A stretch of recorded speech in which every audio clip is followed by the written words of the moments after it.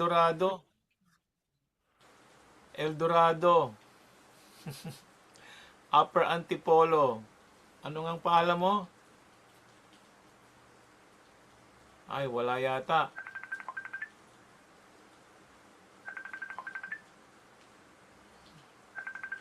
Bakit may tumatawag sa congregational singing?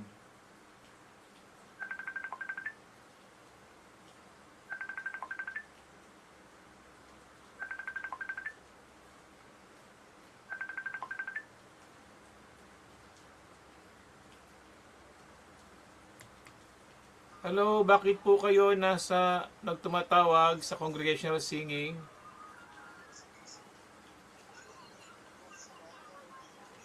Hello? Wants to join the audio call po. Sabi po rito. Wants to join the audio call. Bakit nandiyan kayo sa congregational choir singing na video?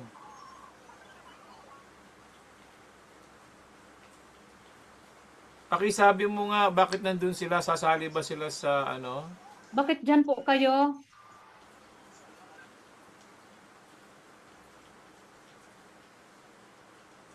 Bakit sila nagtatawagan doon?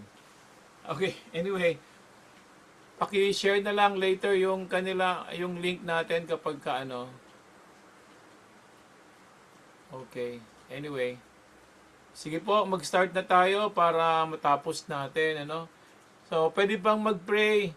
Ito na lang, si Ven sa taga Saudi Arabia ito. Ven, can you pray for us? Okay po. Okay, let's start our prayer. Our most gracious Father God in heaven, we thank you for Lord for this day. We thank you, Lord, for the blessings of mercy, your love and protection that always there for us. Lord, we pray for this another opportunity, another privilege that we're going to learn about contemporary music. Lord, we ask for our speaker for this evening, this afternoon, Sir Dante.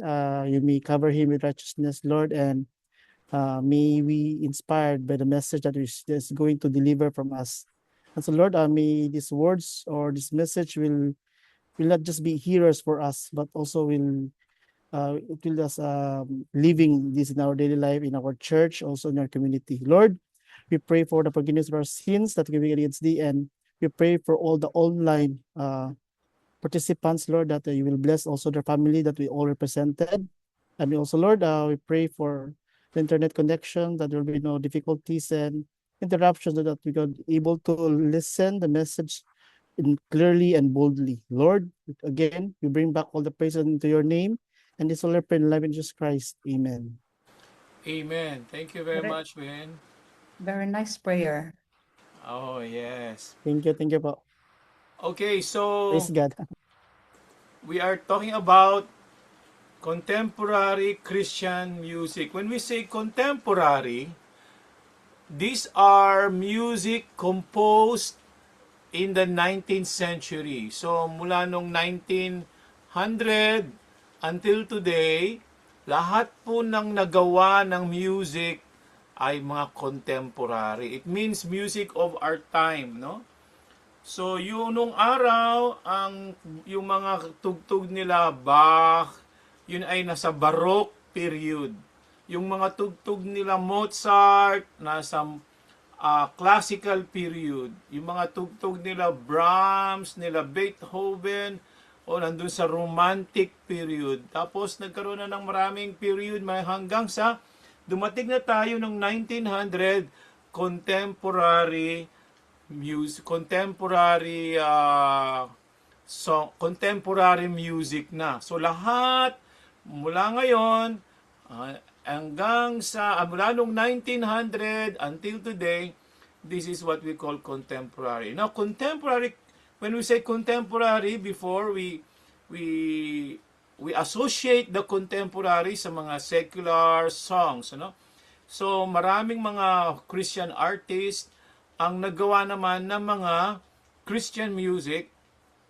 Basically, kung i-research ninyo kung bakit sila gumagawa ng maraming ganito, basically, it's not really for worship. It's for for in music industry, no, business yan eh. So business yan, so gumagawa sila, but we are blessed also with the business because we can find new materials for our magagamit natin. So yun po ang pag sinabing contemporary, lahat ng music, lahat ng music. Why we say Christian? Kasi ginagamit ng lahat ng mga Christians, ng mga naniniwala kay Christ, So, yun po. So, ngayon, ang mga problema na nakuha natin mga tanong, pwede bang kantahin itong mga contemporary Christian music? Sabi nung iba, wag daw kantahin yung kanta ni Aiza Sigera, wag daw kantahin yung kanta ni Gary Valenciano, no? Okay?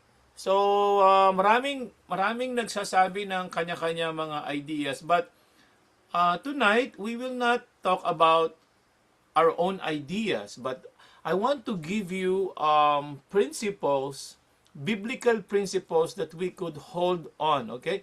So kasi pag sinabi natin na, pag ginawa kasi natin na, okay, itong kantang ito, 1, 2, 3, 4, 5, 6, 7, 8, 9, 10, bawal ito ha.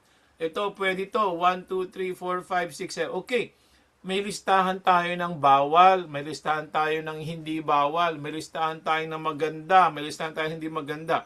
Ngayon, pag may bago na namang gawa, problema na naman tayo. At paano itong bagong gawa? Saan to nakalagay? Sa maganda. So, what we should know is principles. Kasi kapag alam natin yung principle, so kahit na anong bagong dumating na kanta dyan, ay we can personally say na this song is appropriate and this song is not appropriate. But by the way, as musicians, no, as mature Christians, we should not say, bawal kantahin ng kantang ito ay hindi dapat kantahin. What we should say is, appropriate ba itong kantang ito? Yan, no? The word is appropriate po. Hindi yung magsasabing bawal. Kasi pag sinabi yung bawal, anong basis mo bakit bawal? Ang atin pong consideration ay appropriateness. Parang damit lang yan, Parang damit yan. Bawal ba magbikini sa party? Bawal ba magsombrero sa party? Hindi yung bawal ang pinag-uusapan, kundi appropriate ba na nakatupis ka lang sa isang gathering? So the real idea, mga kapatid, bilang music leaders is, wag po tayong masyadong parang kasi hindi Adventist, Hindi Adventist. Minsan nagiging negative tayo pagka hindi gawa ng Adventist. Well, to tell you, ang ating pong hymnal, ang ating hymnal galing sa US ay hindi rin gawa ng mga Adventist. Ay dito may mga Adventist composers tayo, sila Belden, sila mga mabibilang mo lang ang mga gawa ng Adventist. So ito ay like 600, siguro mga 20 plus lang ang gawa ng Adventist dito. So it's not because Adventist or non-Adventist, contemporary or it's not that issue. So ang ating gagawin ay I would like to present to you some biblical principles na pwede nating kasi ang Biblia po ang ating standard, Unang-una ang Biblia, sunod ang Spirit of Prophecy, sunod ang mga guidelines ng ating General Conference, sunod yung fundamental beliefs natin, sunod yung mga writings ni Ellen G. White, at saka pala yung church manual. Yun lang ang ating mga documents na titignan. But basically, on top of it, we want always to go into the biblical principles, So, I'd like to present right away itong aking na-prepare na presentation, and I hope this will help everyone. Okay? Okay, kita na ba? Kita na, okay? Everyone? Opo. Okay. Yes. So, biblical discernment ang atin pong kailangan. Ano po?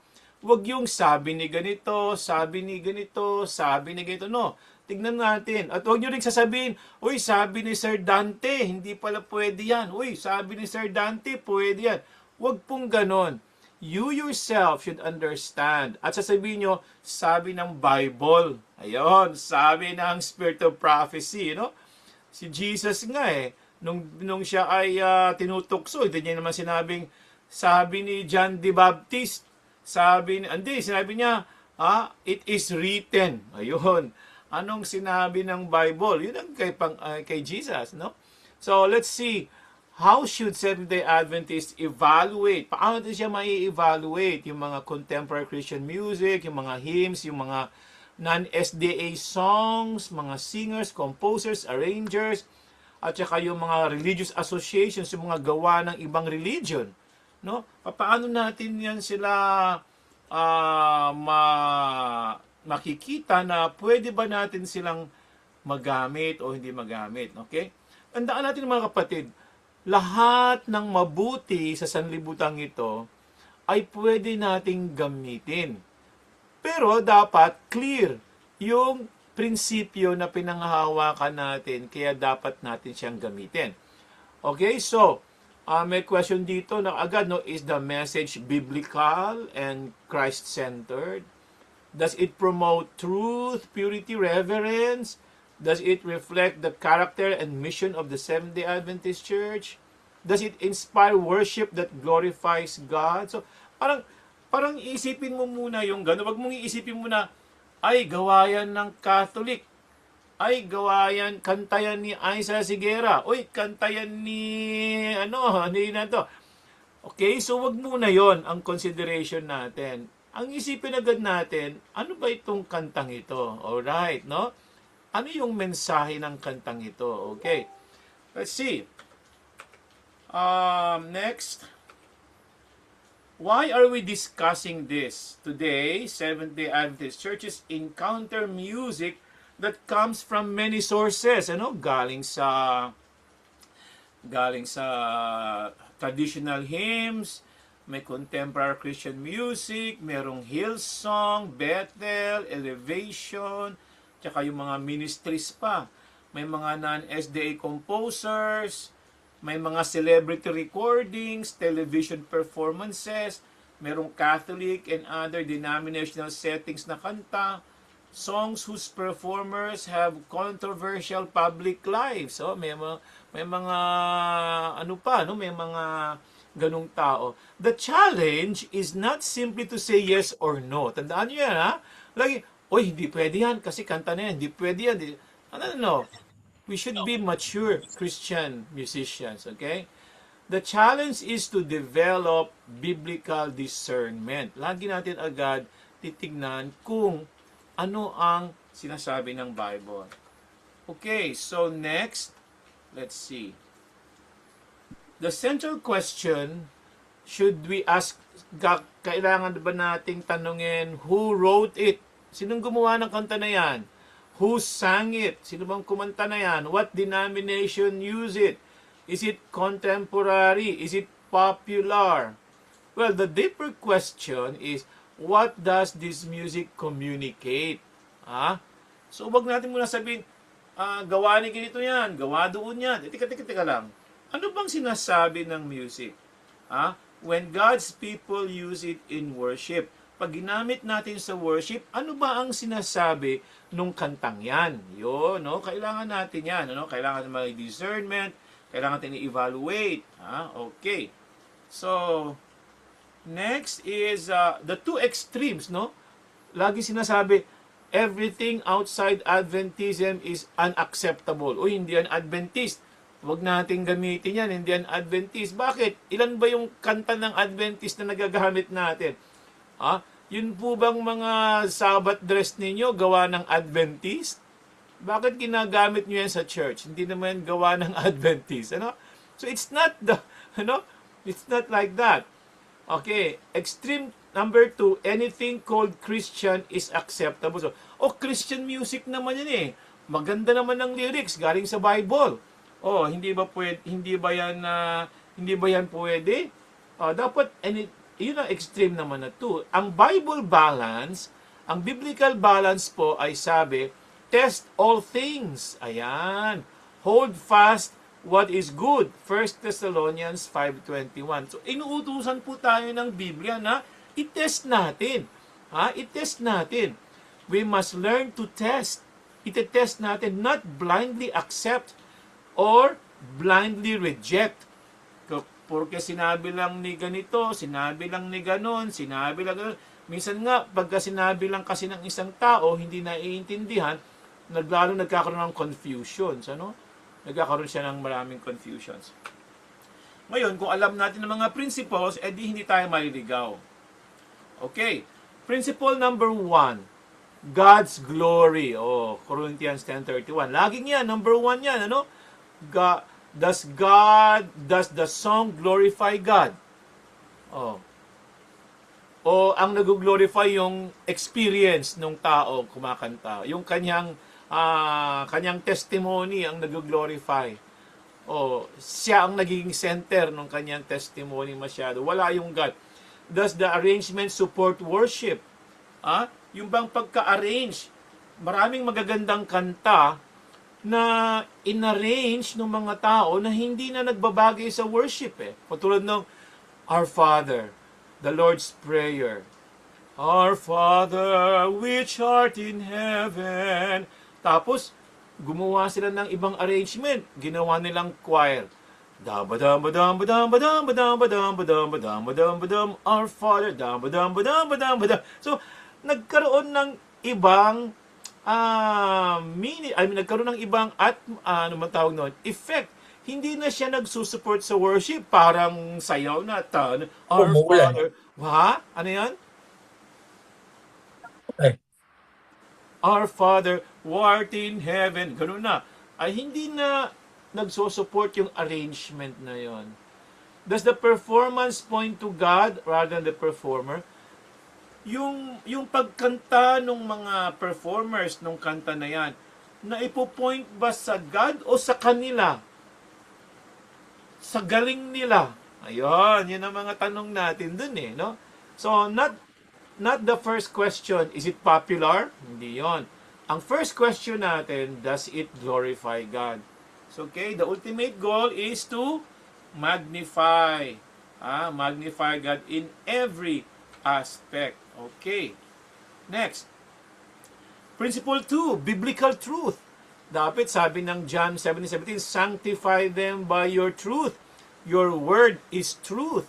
So, ibig sabihin, kung ano yung kanta na yan, nagko-communicate ba yan ng against the Bible, against the Scripture? So, iti-test natin. Nagtuturo ba yan ng truth? Nagtuturo ba yan ng doktrina? Does it build faith and understanding of God's Word? Does it lead people closer to Christ and His mission? Our goal, to ensure every song we sing is rooted in God's Word and leads people to believe, love, and obey Him. So, baka may mga kanta na hindi naman akma sa Bible, Katulad nung may mga kanta nung araw, yung sabi nila yung Beyond the Sunset, mga ganun, maraming questions. So, anything that is against the Scripture, medyo be careful if you want to use it. Check natin. Number 3, what is the theology test? Ask what the song teaches about God. Tama ba yung pagkasabi ng tungkol sa God? O God ba ang theme talaga ng kantang yan? Si Jesus Christ. Anong pagkasabi kay Jesus Christ? Siya ba ay parang tao dyan? O parang hindi tao, hindi Diyos? Marami ganun, no? Tungkol sa kasalanan. Ano po sinasabi sa kasalanan? Okay lang, pwedeng magkasala ng magkasala. We have to see the theology. Is the theology clear, biblical, and compatible with SDA beliefs? So, pasok sa atin dyan yung mga SDA fundamental beliefs, Fundamental beliefs. A song does not need to teach all 28 fundamental beliefs, but it should not contradict biblical truth. So, hindi ibig sabihin dapat laging totoo sa SDA beliefs, laging babalik pa rin sa biblical truth. Ano? Okay? And then, principle 3, worship is for God. You shall worship the Lord your God, and Him only you shall serve. The focus of worship should not become the singer. Dapat hindi yung singer ang nagiging focus. Hindi yung choir, hindi yung band, hindi yung orchestra, hindi yung celebrity, hindi yung conductor, hindi yung emotional excitement. Ah? Tatanungin natin, who is the congregation being directed to admire? Who is the congregation being directed to admire? So yung church ba natin, pagka kinanta natin itong contemporary music, saan nadadirect sila? Sa singer, sa choir, minsan maraming tendency kasi alam nyo, minsan ang ating church ay hindi masyadong educated pagdating sa musical presentation. Lagi na lang gusto ng congregation natin, dapat sumaya, dapat may magandang singer, dapat may magaling na choir para ma-feel nila yung heaven, para feel nila yung worship. Minsan delikado 'yon. Kasi ang worship is not about yung inaano ka, but ililid ka, hindi ka parang magkakaroon ka ng feel lang ng something. It's not the feeling, but it's the receiving the truth, no? Okay. Prepare your questions later. Principle 4. Test everything. Test all things, hold fast what is good. This principle applies to lahat. Sa Hillsong, sa Bethel, sa Elevation, non-SDA composers, Catholic hymns, secular singers performing religious songs, contemporary Christian music. Yan po lahat. Hindi ibig sabihin, Christian level is not automatically approved. Dapat approve agad, no? Pag hindi Adventist, reject. Hindi ganon. Pag tinest, dapat may test tayo for everything. Principle 5, discern the teaching. Do not believe every spirit, but test the spirits, whether they are of God. Ayan. Ask, what theology is behind this music? Ano ba talaga ang kasi hindi ibig sabihin may Jesus, may Lord, may Spirit, mayroong grace, may miracle, may worship.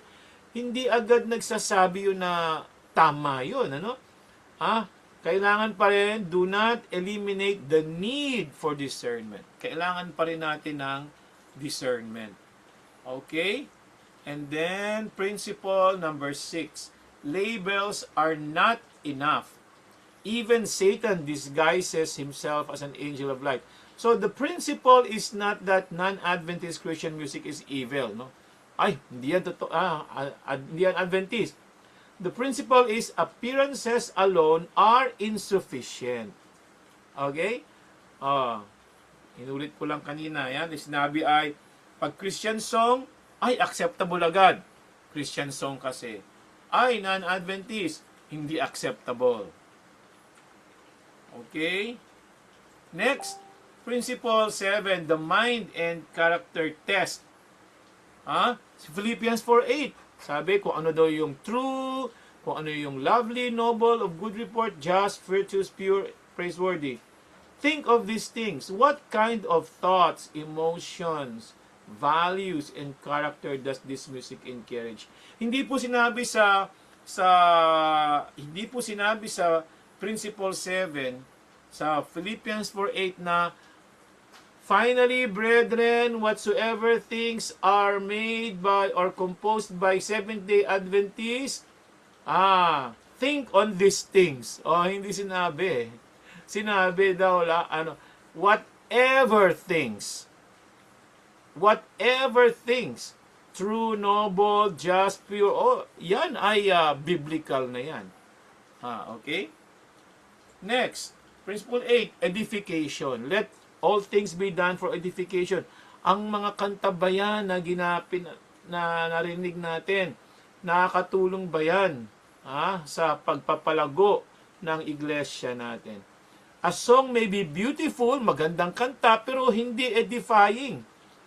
May baka popular yan but not edifying. Emotional but not edifying.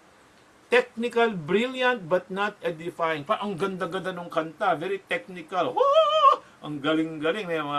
May mga ano pa, no? May mga showcase pa ng mga beautiful voices and quality and technique. Minsan masyadong technical, ha? Marami pang mga arrangement, yung mga Joseph with the bottle. Wow! Wow! Mga sumisigaw-sigaw pang gano'n. Well, technically brilliant, but is it edifying? Yun ang mga tanong natin dyan, no? Sa principles na yan. Okay. Next, principle 9, Christian freedom and conscience. Ayan. All things are lawful for me, but not all things are helpful. Not every song that is not sinful is necessarily the best choice for worship. Hindi ibig sabihin, itong kantang ito, hindi naman masama. Okay, hindi yan masama. Pero maaring hindi yan yung best for worship. Maganda nga yung kantang yan, pero hindi yan best for worship. Hindi siya appropriate for Seventh-day Adventist worship. So, number 1, 3 practical categories. Clearly appropriate. Pagka clear na appropriate, use it. Use it. No? Not inherently wrong, but questionable. Use discernment. Parang hindi clear, no? So, dapat tignan natin ang biblical teaching. Clearly contrary to biblical principles, do not use it. Do not use it. So, kailangan nating really mag-isip, ano? Okay. Next is ano na yan? 9, 10. Influence and sensitivity. Ayan, ako. Give no offense to the Church of God. Consider associations with celebrities. Does the connection promote Christ or the personality? So, kunyari, yung isang kanta, kinanta ng isang celebrity. Yun bang kanta nun, yung kinakanta ba niya yun, nakakonect ba yun na pinopromote si Christ o nakakonect sa kanya bilang artist? Nakakonect sa kanya. So, be careful. I-consider natin yon. Questionable lifestyle. Would this influence conflict with biblical values and Christian living? Yung bang lifestyle nung singer, kung titignan natin, makaka-apekto ba yun sa paglago natin? Kung ano yung kanyang lifestyle? Okay. Other religious system, could the associations blur or distinct? Kumbaga, gawa ba yan ng Katoliko? Yan ba ay pag kinanta natin, nasisira yung ating yung identity natin? Okay. Entertainment culture, does the style or image promote worldly entertainment rather than worship? Yung bang pag kinanta yun, tas ginagaya natin na parang entertainment ang culture. I-consider natin yon, no? Baka hindi yun pumapasa sa Adventist philosophy. Ang lagi nating question, could our use create unnecessary confusion or weaken faith? Okay, so we have to do that. Okay? Next, character and example. Those who lead worship are watchmen for the flock. Would I be proud to have my children, students, and church family imitate this? So consider the source and the messenger. Does the artist live in a way that honors Christ? Okay? Isipin natin, ano ba yung artist na yan? Parang ganun, ano? Do their public statements align with biblical values? Is their lifestyle consistent with the message of the song? Would I invite this person to speak or minister in my church? Kunyari, kinanta ni Gary Valenciano. Ano ba ang buhay ni Valenciano? Pwede ko ba siyang pakantahin sa church para mag-lead out ng kanta niya? Okay, so i-consider natin yon. If I lead it, I am responsible for this influence. My choices today shape tomorrow's disciples. So, kung gagamitin ko yung kanta niya, at kilala siya ng sanlibutan, anong gagawin ko? Kung ang mangyayari ay mai-reflect ko lang yung buhay ni Gary Valenciano.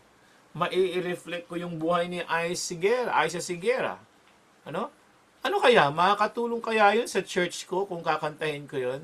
Ayun, ano? Okay. Alright. Next, tingnan natin. The person-song distinction. A person's character and a composition's content are related, but they are not identical. Ayun, pala naman eh. Ibig sabihin, a flawed person can produce a biblically sound song.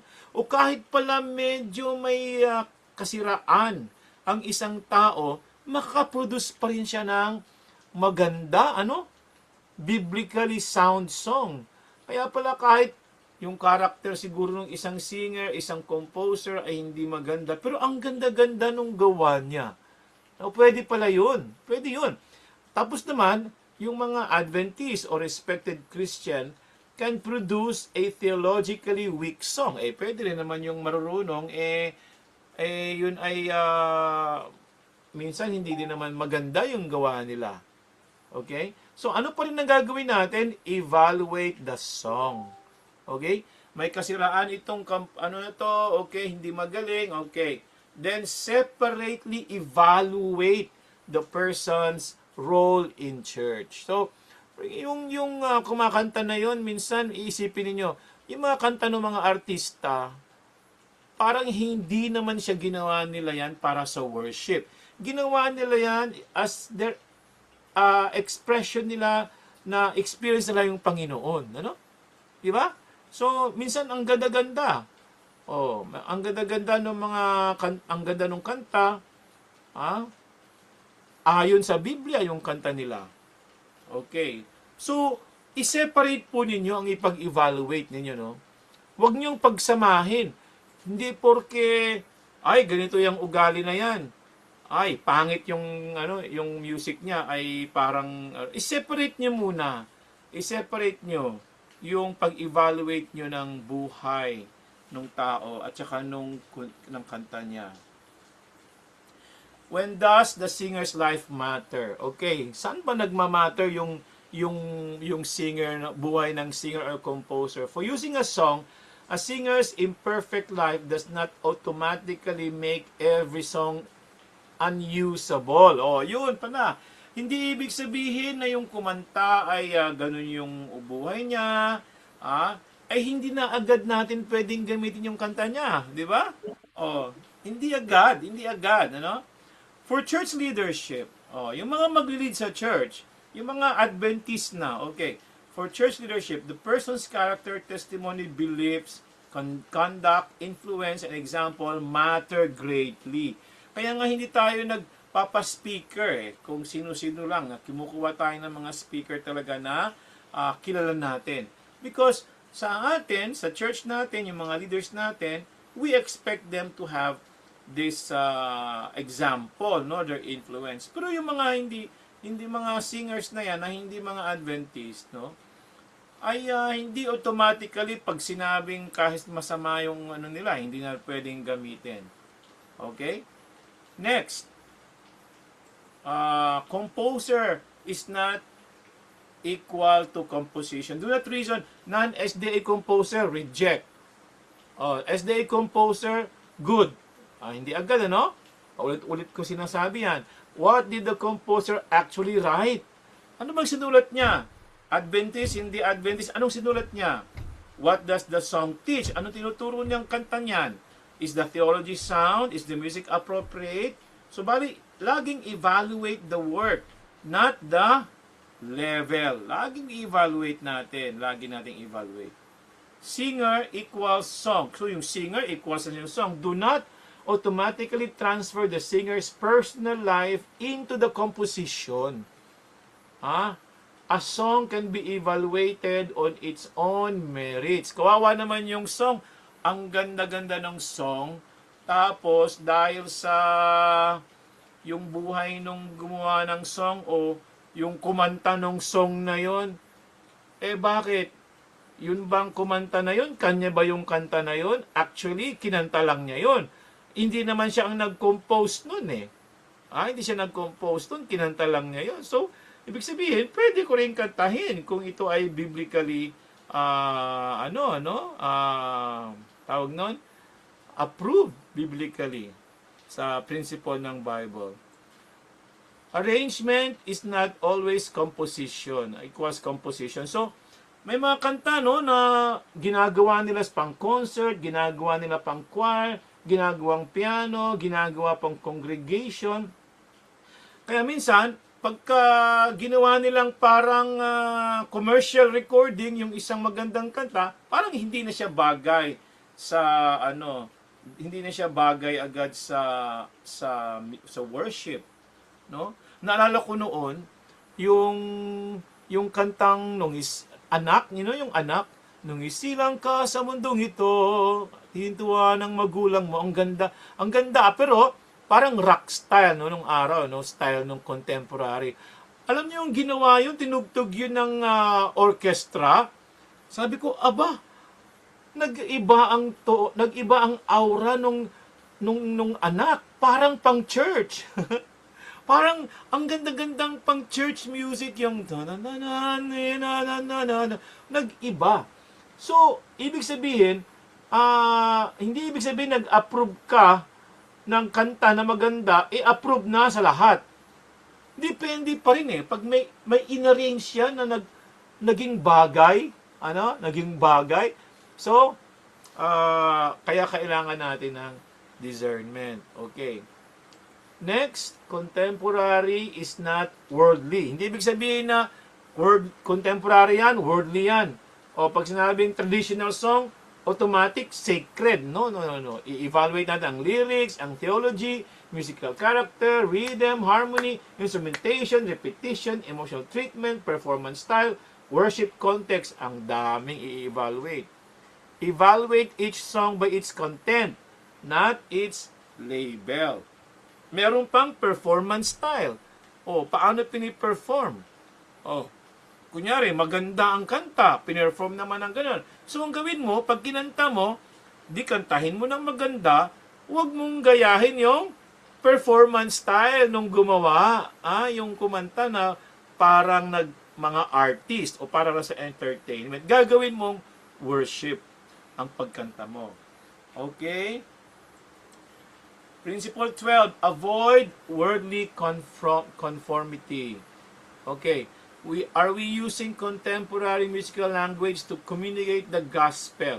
Pag ginagamit natin yung contemporary music, kasi ano yan eh, mamaya mayroon kong nakalagay doon na ano ba yung benefit ng mga contemporary Christian music.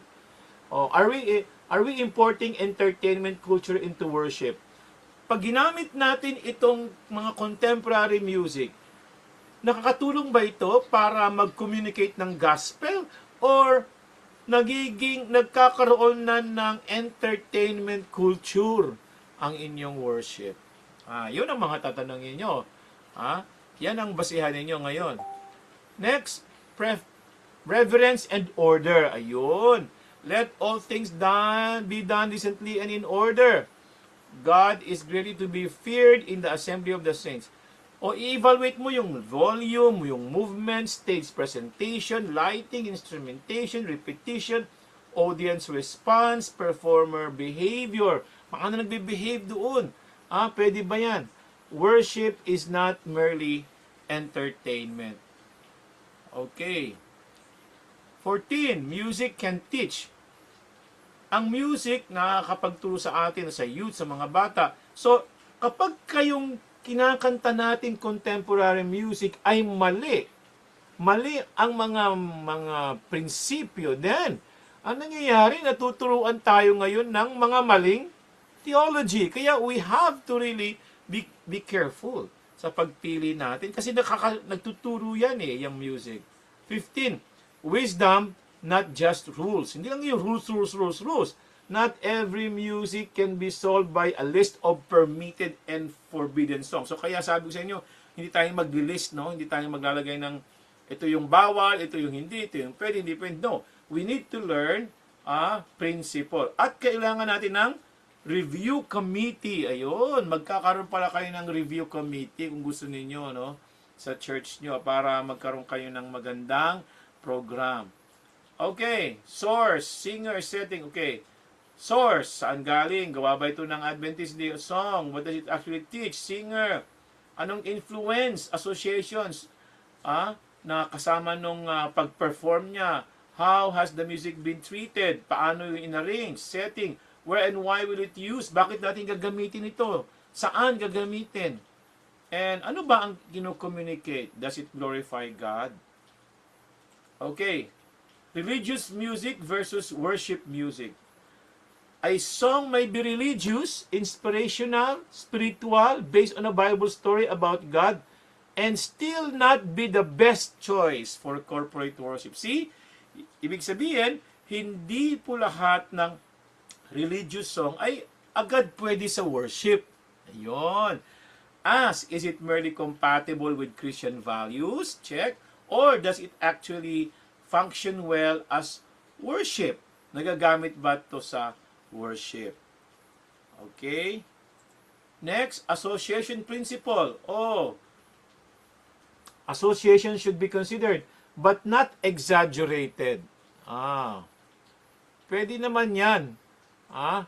Kasama si Pope dyan. Ayun, may kanta, no? So, a Pope was present, a celebrity performed it. But strong and inseparable association may affect appropriateness. So, talagang pag-aaralan po natin, saan na-associate yung kanta na yan. Pag kinanta natin, na-associate din ba sila doon? So, kung na-associate doon at negative ang effect, so why are you going to use it? Right? Okay. Yun lang naman. Ang sabi ng Bible, kahit daw tama yung ating paniniwala, ay we should be careful and be patient na hindi tayong maging stumbling block. Tama po ba? So siguro sa church nyo sabi, ay hindi pwede yan pa nagkagulo. Okay, hindi pa nila alam. Then don't do it first. Stop. Okay. Kaya maganda nga, meron kayong music committee to study and review the song. Okay. When a pope is present, a religious song sung while a pope is present is not automatically unacceptable. Yung pala naman no? Kunyari, ando lang si pope. Not automatically a problem. Song dedicated to pope, yun, medyo re-reviewin na natin. Song praising, invoking pope, serious concern yan. Song teaching incompatible Catholic doctrine, not suitable. The actual message and intended use remain central. O saan gagamitin, para saan gagamitin, no? Yun pa rin ang ating consideration. Labo-labo niya, marami niyan. Song dedicated to a pope.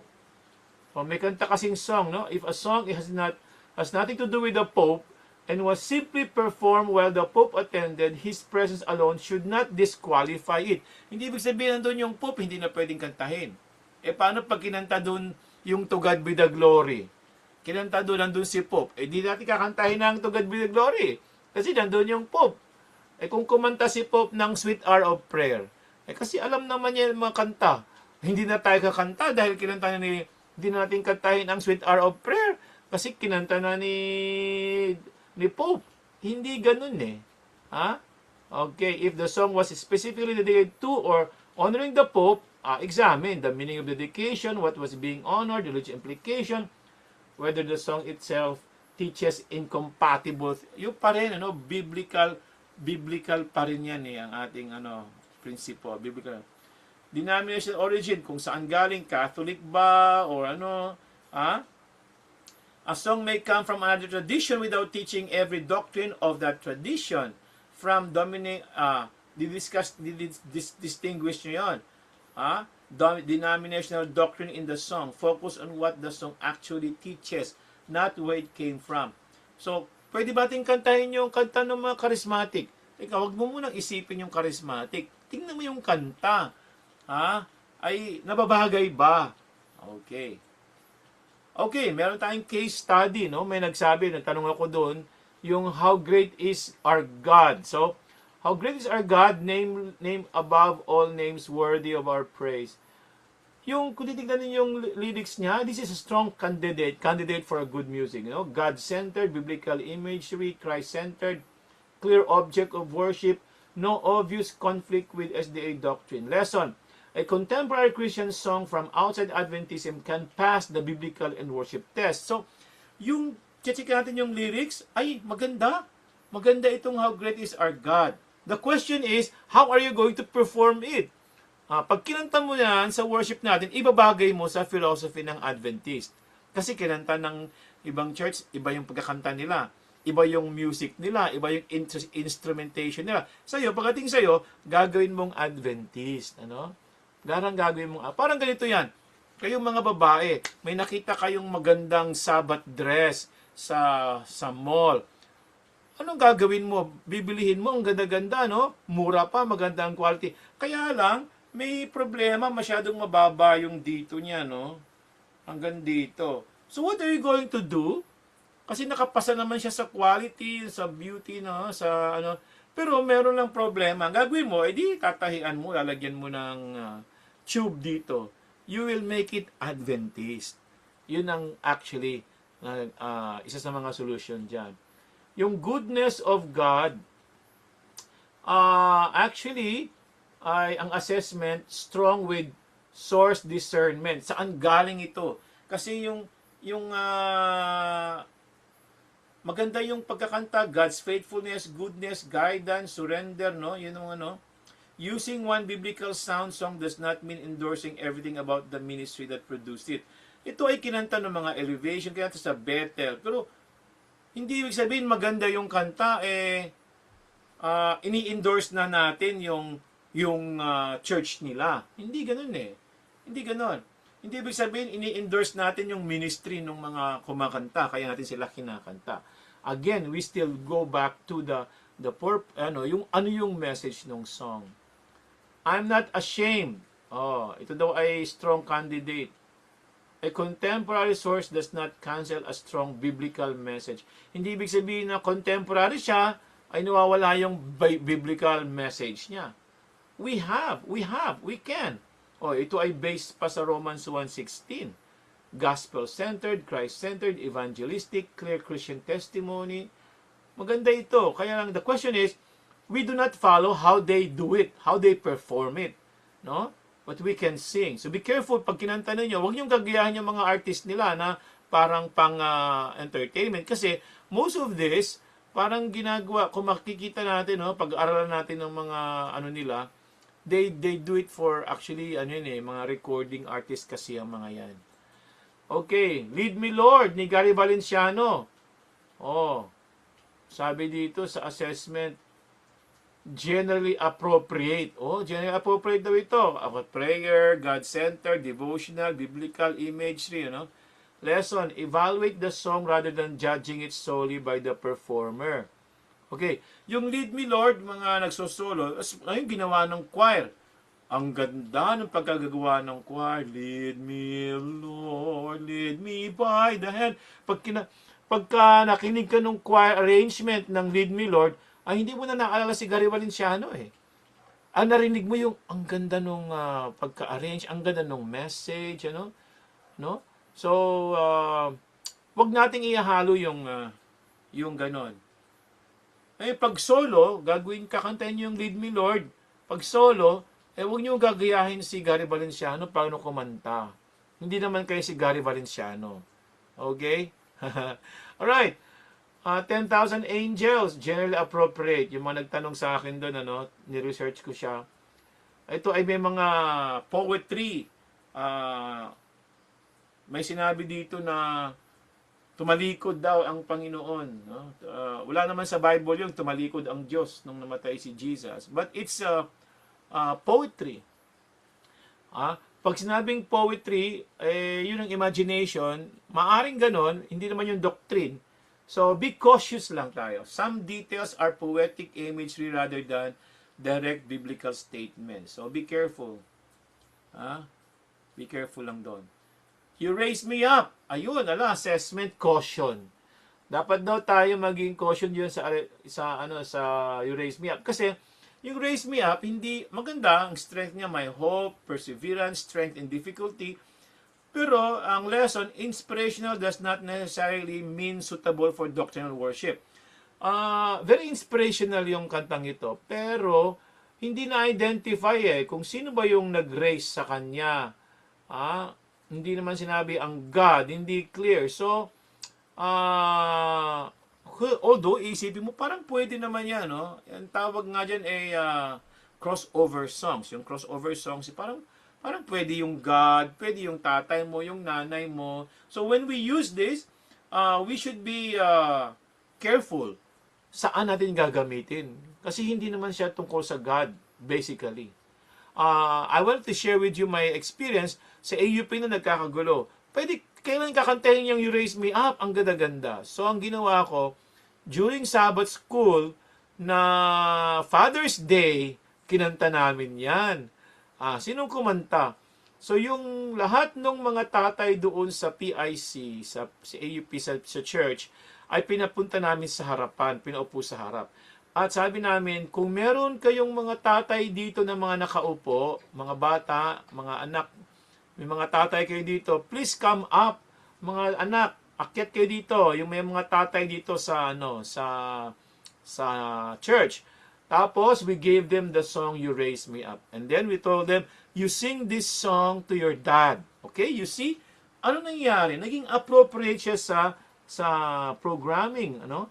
At hindi namin kinotion as doon lang sa fathers, but we uphold yung our Father in heaven, no? Inano natin yun, tinaas natin yung Father in heaven. So it means that hindi ibig sabihin, pero kakantahin mo sa divine service to, I would not recommend. Kasi hindi naman siya about God, actually, no? So, don't sing this sa divine service, maybe, no? Kasi caution siya, concern may concern tayo dyan. The prayer, caution din. Maraming yung tanong, pwede bang kantahin yung the prayer sa divine service? O yung prayer, ang strength niya, may prayer, may guidance, may wisdom, protection, peace. Pero the theology is broad and not strongly Christ-centered. Hindi, it's not about really hindi identify ang God, ang saving grace ng Panginoon, wala. Hindi. Kasi ginawa ito sa film, no? Ginawa siya sa film.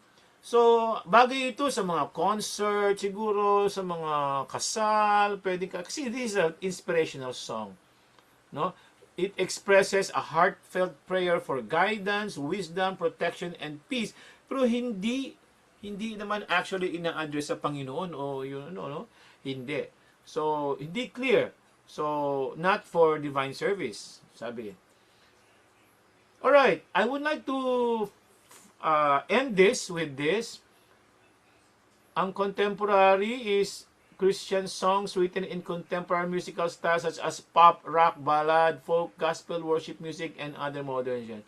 CCM or contemporary Christian music is not automatically sacred. Hindi ibig sabihin pag CCM sacred na or inappropriate simply because it is contemporary. Hindi siya automatic na religious at hindi rin siya automatic na hindi pwede, no? Dahil contemporary. Hindi automatic ganun. The main question is not old or new. The important question is, does this music help the congregation worship God with reverence, understanding, participation, and a Christ-centered focus? Possible benefits. Ano bang benefit ng pag kumanta tayo ng mga contemporary, mga kanta ngayon? Help younger generations participate in worship. Communicate biblical truths in contemporary language. Encourage congregational singing pa, nakakasabay sila. Express praise, gratitude, surrender, and testimony. Provide musical variety while maintaining worshipful character.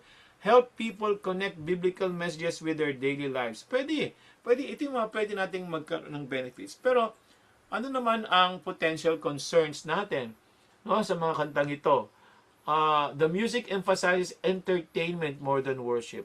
Maraming kanta nila, it's for entertainment talaga. The performance becomes centered on the singer or band.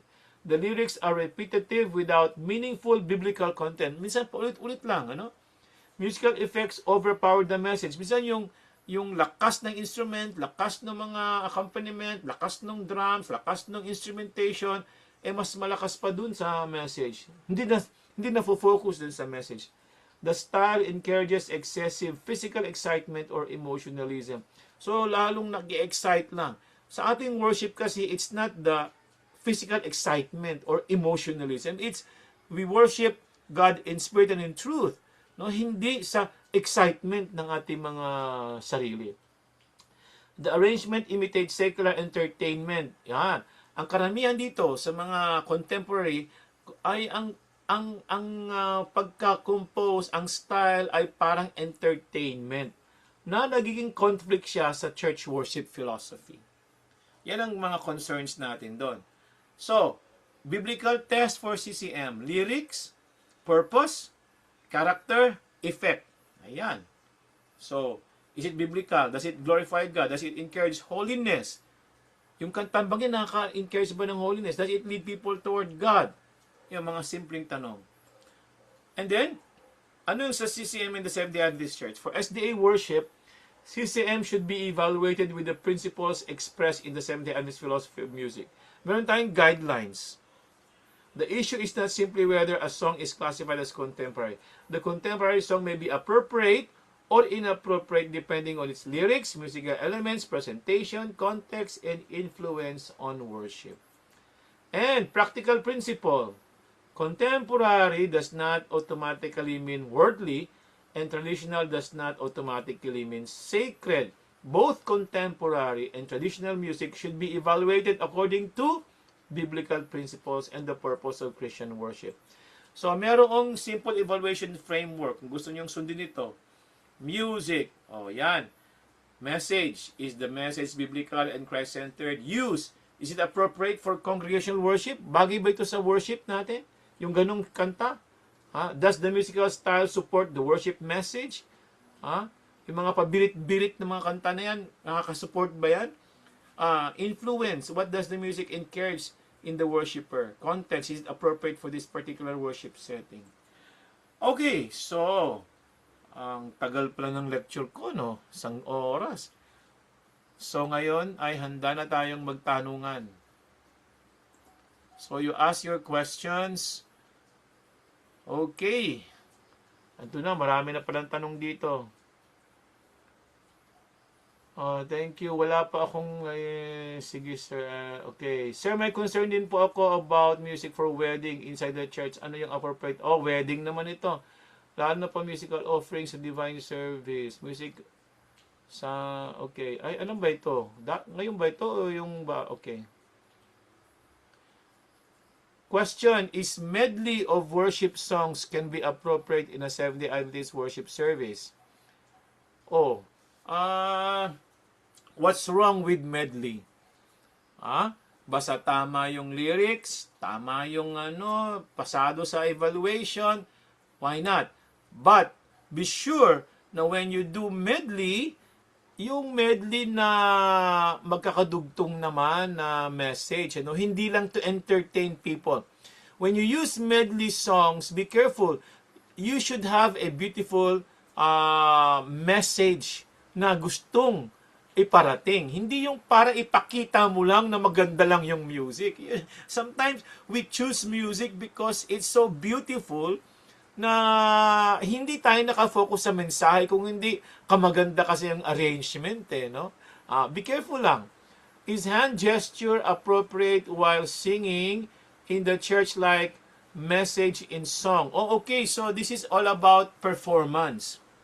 No? Performance, how to perform. Siguro dapat ang i-line up natin yan, Ven, how should singers perform? Yun. Maganda yan, Is hand gesture. Ano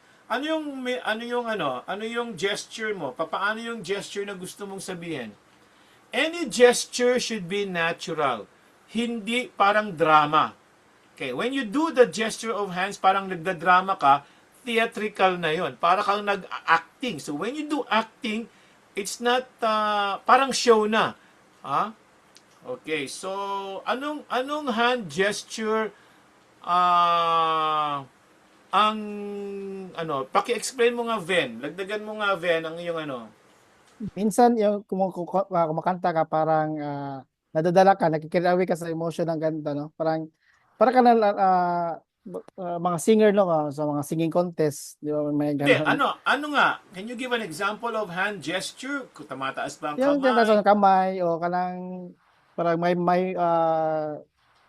parang kina-close mo yung palm mo para kasi sa yung intense ng yung music ng song parang ganun. Oh, Talaga tinataas mo yung kamay or siya rather na lang na keep your hands on your side. okay. Remember, when you sing a song, you are giving a message. You are not giving your emotion, your own emotion.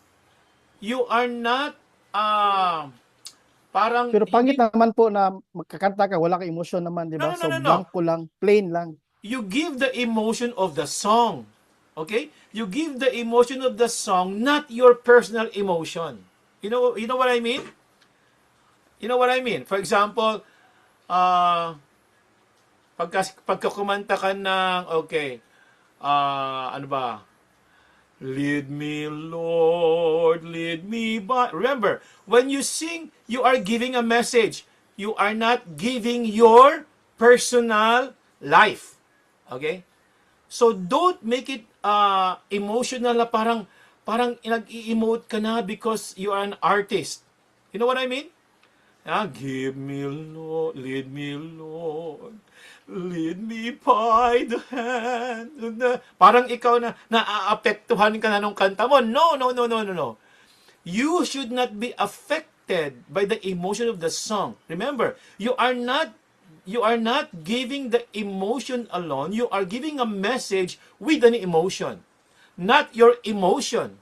Kasi kapag yung emotion mo yung mas malaki, dapat balance. Kaya balance ang mind and emotion. No?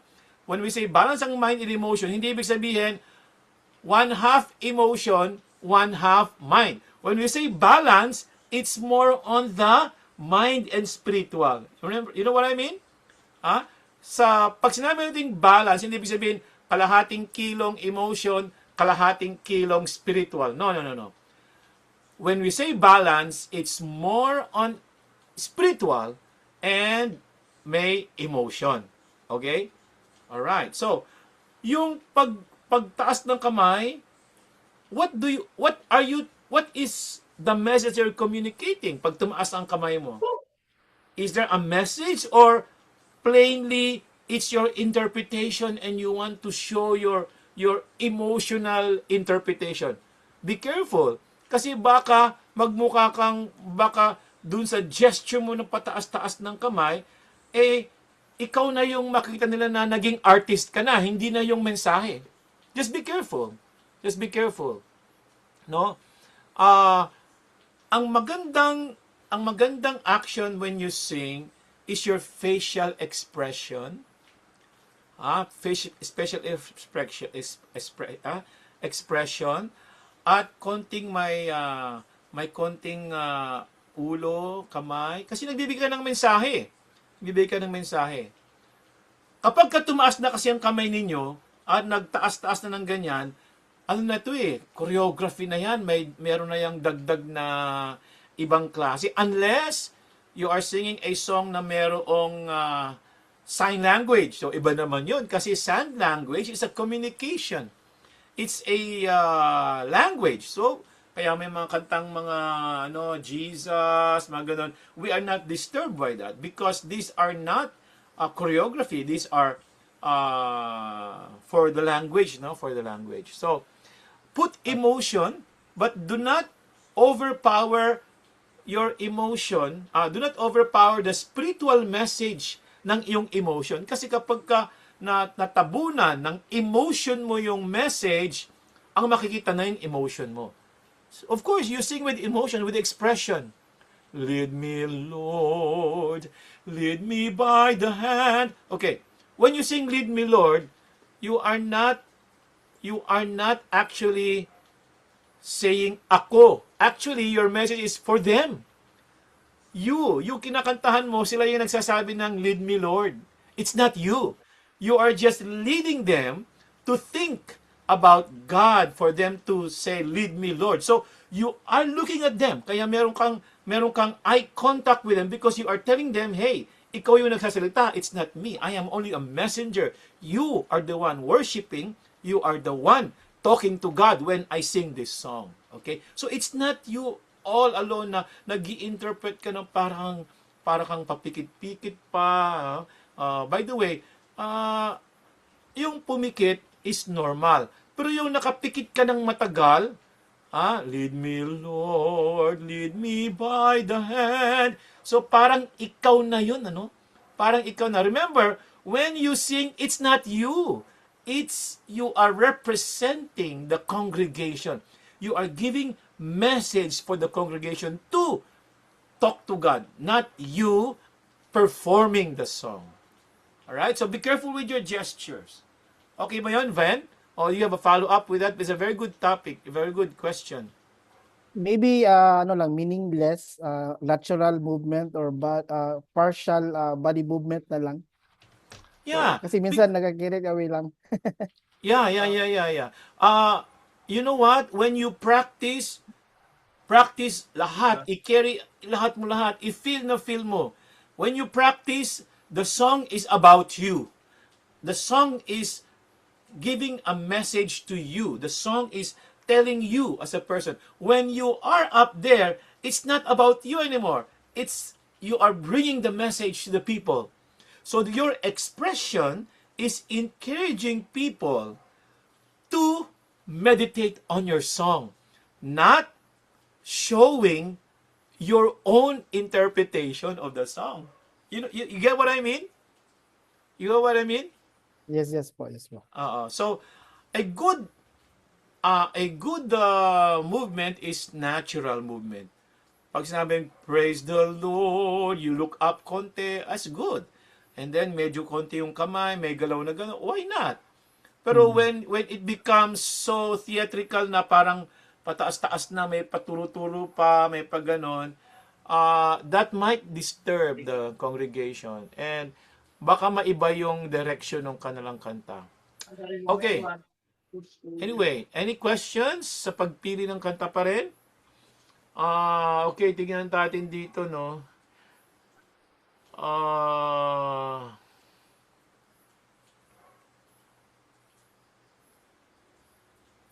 Ang songs po ba ni Gator Vocal Band appropriate sa Divine Other Part of Sabbath? Okay, so wag tayong mag-label, ano? So you get a song, get a particular song na kinakanta ng Gator, and then evaluate it.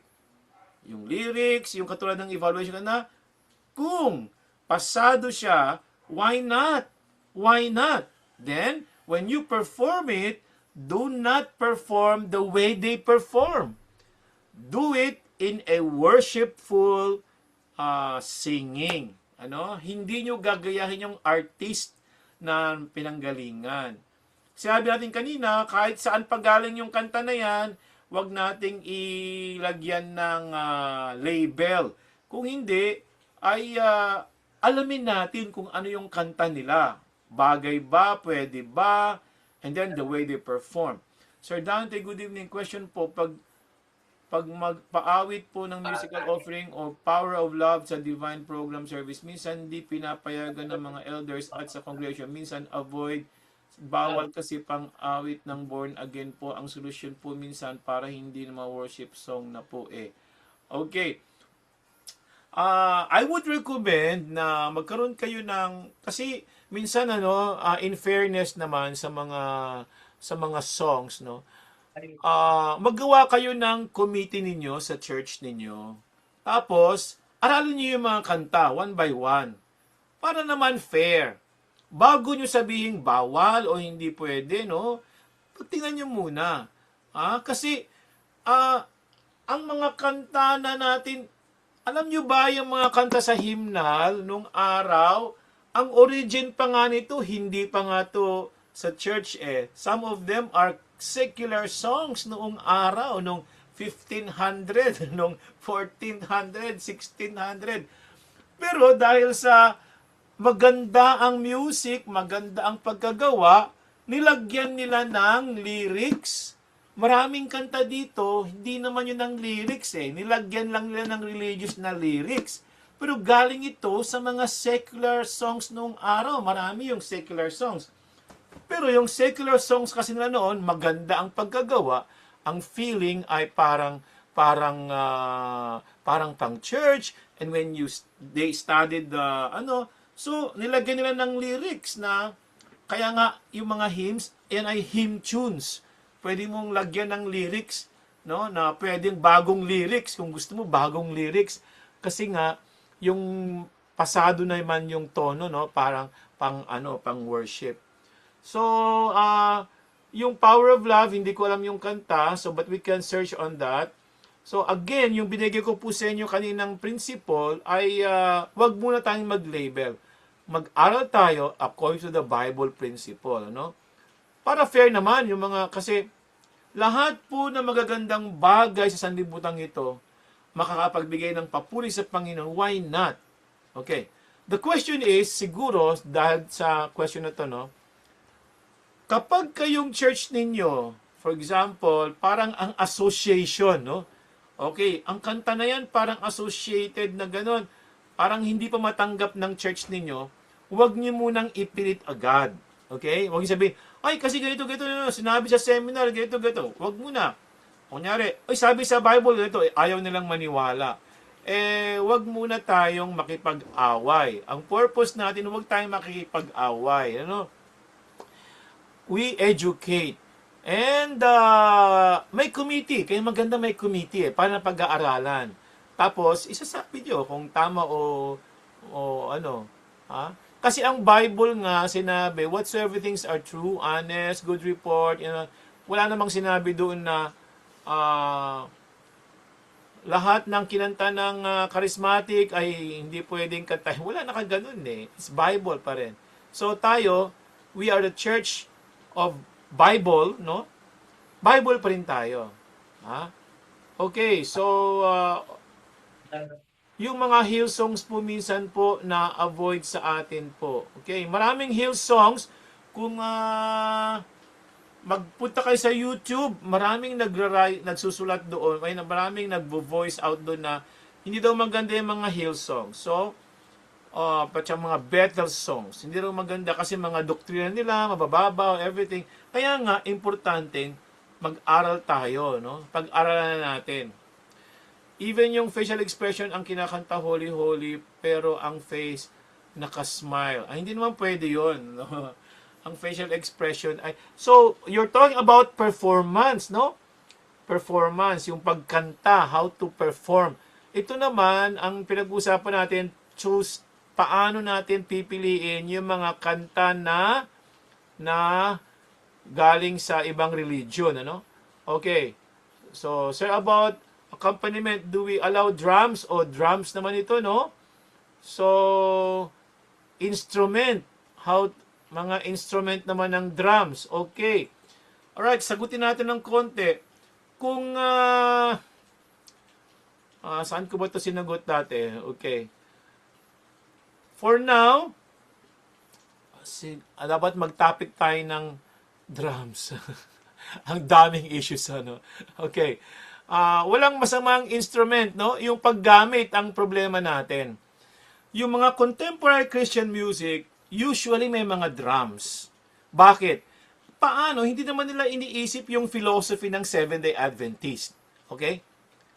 Yung mga yan, wala naman silang philosophy katulad sa Adventist. Kaya wala tayong magagawa sa kanila. So, ang gagawin natin, yung mga drums na paniniwala nila, hayaan mo na silang maniwala sa mga drums na maiingay. Basta sa atin, ang iniingatan natin yung reverence ng worship, yung setting natin na sabi ng Bible, let all mortal flesh keep silence before Him. No? Yung merong joy at may reverence. No? At sinabi din ng Bible, huwag tayong gumaya sa sanlibutan. So, itong mga Christian music at Christian composers kasi, usually, ang kanilang exposure ay yung secular music. So, usually, ang nadadala nila, yung style din ng secular music, paano gamitin yung mga drums na yon. So, tayo, be careful, as Seventh-day Adventist, babawasan lang natin ito na hindi siya maging katulad ng entertainment. Ngayon, kung hindi kayo sure, wag na muna nyong gamitin. Maghanap kayo ng accompaniment na wag kayo magalit sa drums. Okay? Tingnan nyo yung drums, maingay ba masyado, malakas ba masyado, nakatulong ba, o nagkaroon ng association na para naman yang nandun tayo sa sa worship ng hindi Adventist. Para nasa worship tayo ng born again. Ay hindi na magandang association yon, ano? So, babawasin natin yung mga para matanggal yung mga associations, no? Para hindi maligaw ang mga isipan ng ating mga members. So, sir, pwede ba kantahin Light Your World is kasi para daw sinasamba natin ang araw kasi may nabanggit kasi sa kanta araw. Okay. Hindi ibig sabihin nabanggit ang araw, may araw na. Tignan niyo kung ano bang context ng araw na 'yon, no? Kaya sabi kasi panay tayo, sabi daw, pwede daw, pwede daw, panay daw. Ngayon kaya tayo nagsiseminar mga kapatid para hindi kayo magdaw. Para kayo ay mag-aral. Okay, kayo ay huwag kayo magdepende sa sasabihin lang ni Sir Oblimar, sa sasabihin ng mga kaibigan nyo. No. Study. Binigyan ko kayo ngayon ng mga principles. Now, study. At kayo mismo makaintindi. Para walang para walang sisihin. Kundi kayo. Kasi kayo yung nagsabi nun. Inaral nyo yun. Okay, sir, pwede bang kantahin Light? Yung Light Your World, hindi ko alam. Pag kinanta ba yun, anong setting nun? Okay?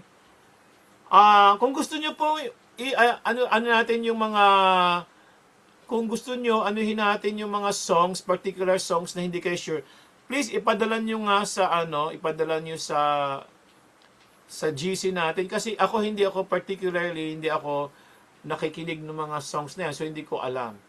Sa ibang churches po, inaawit din na maiwasan ang mga awit ng born again. Kaya may drums po, nadadamage po. Ano dapat na gawin po ninyo?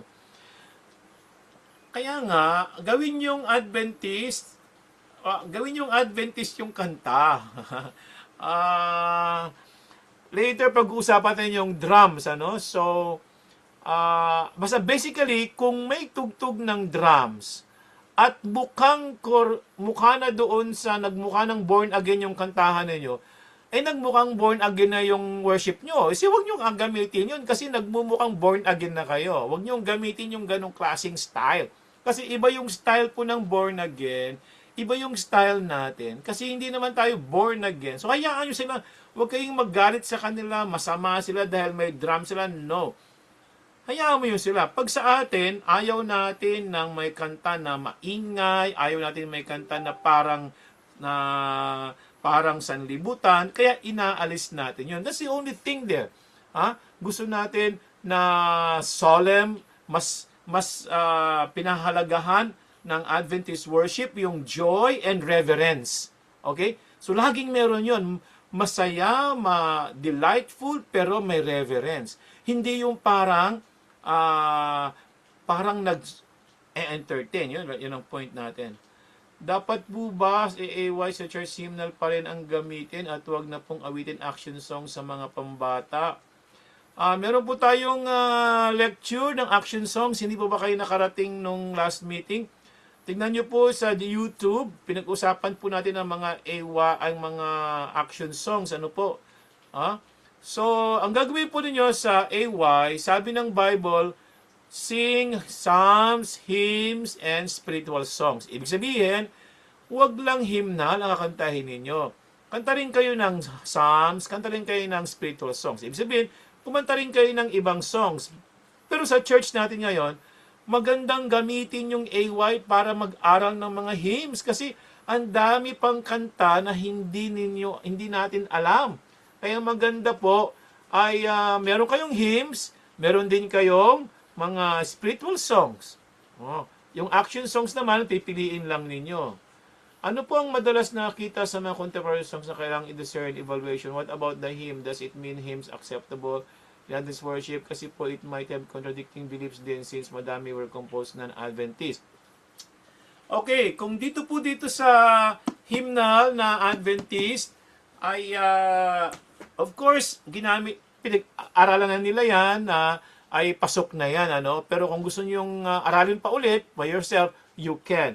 But basically, nirecommend na sa atin yan ng ating General Conference.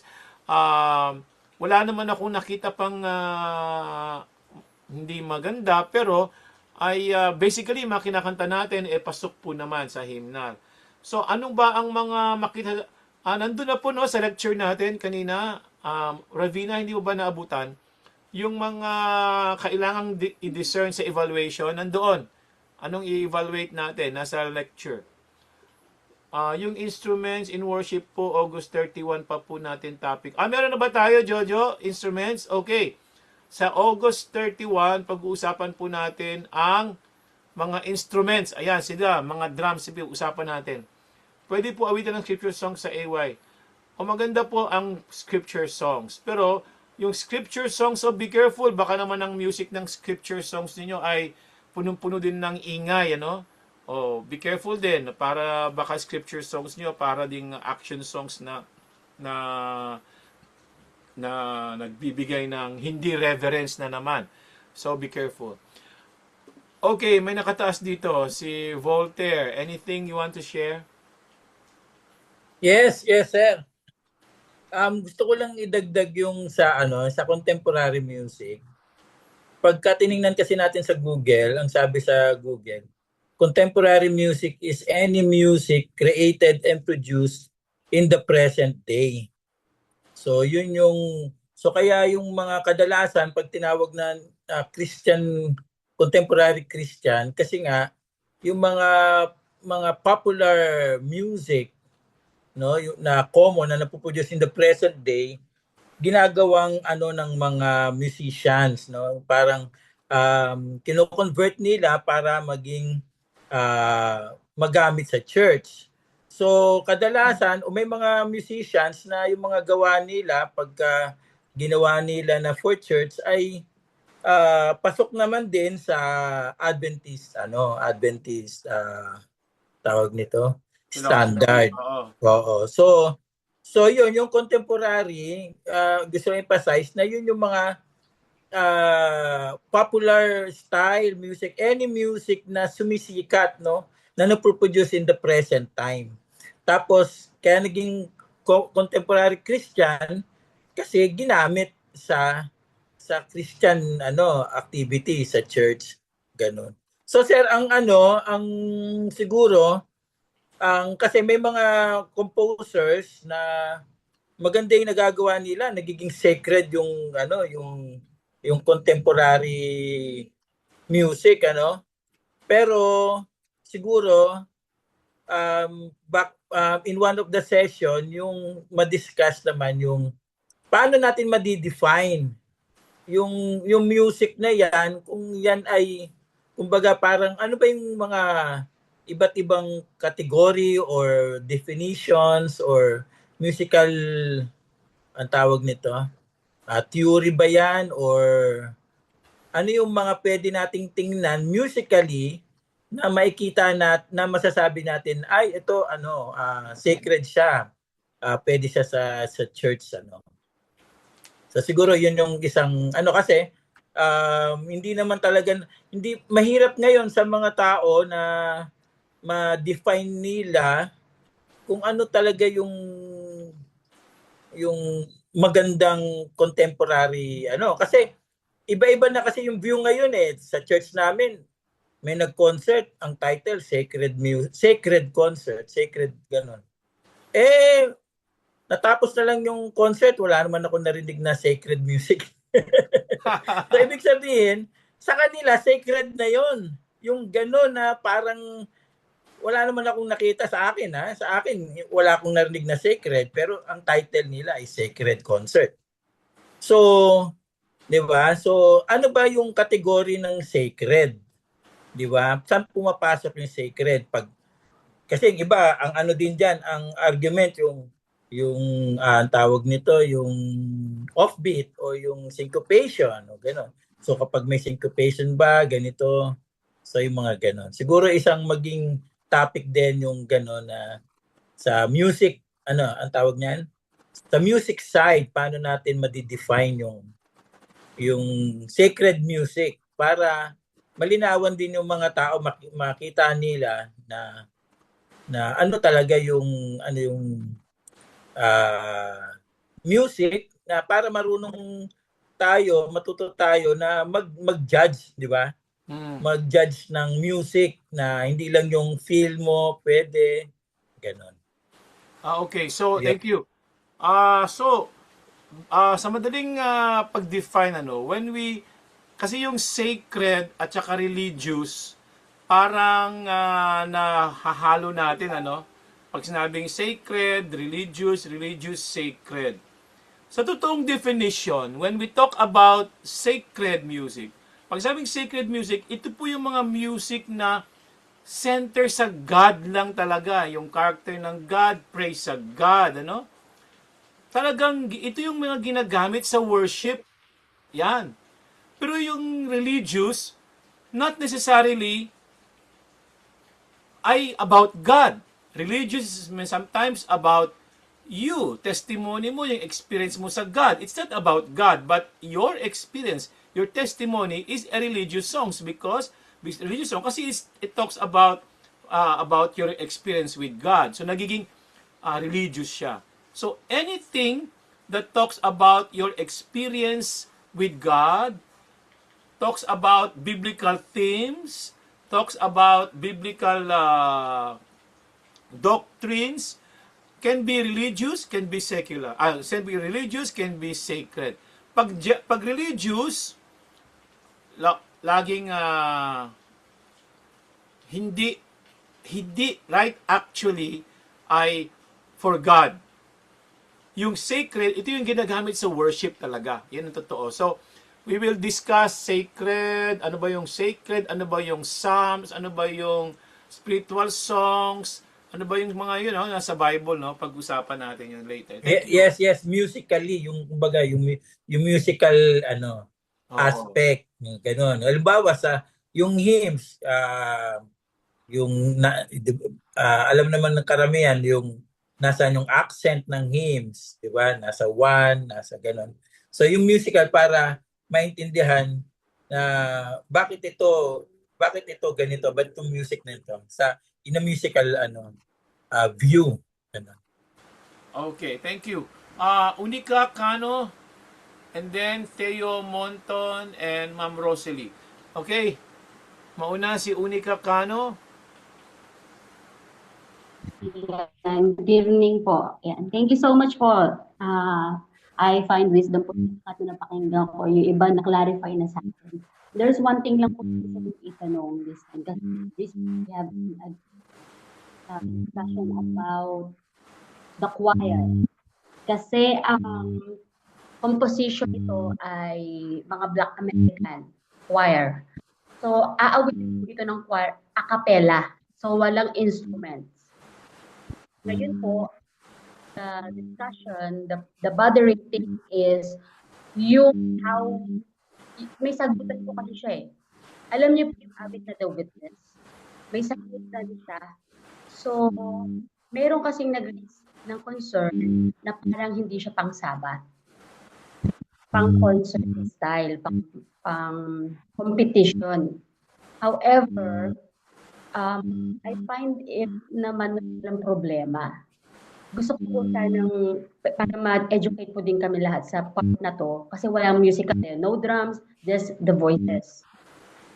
Okay. Paano po kaya yun?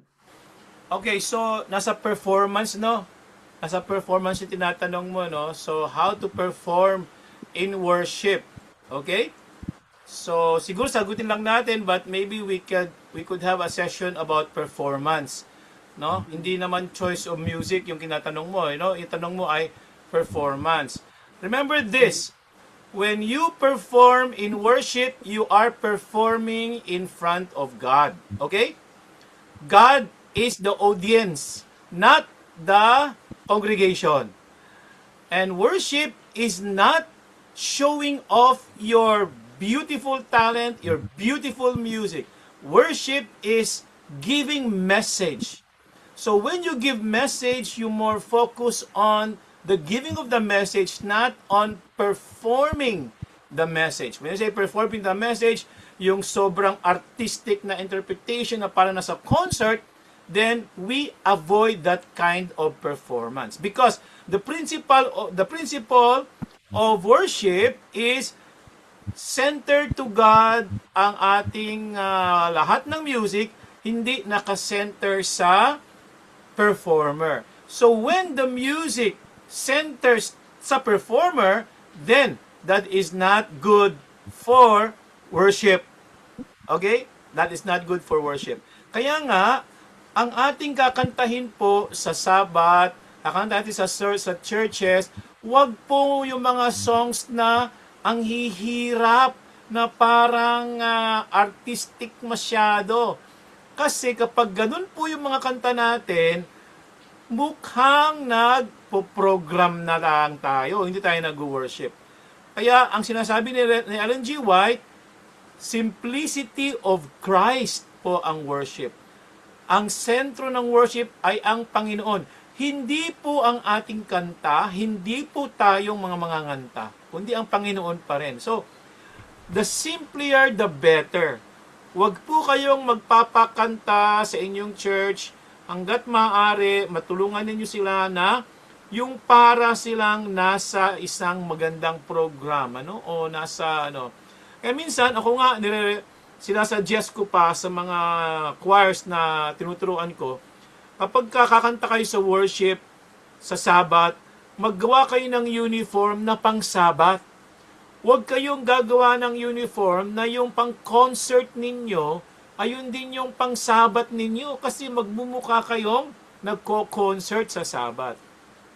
Yun din po mga AY ninyo na nagpo-program po kayo.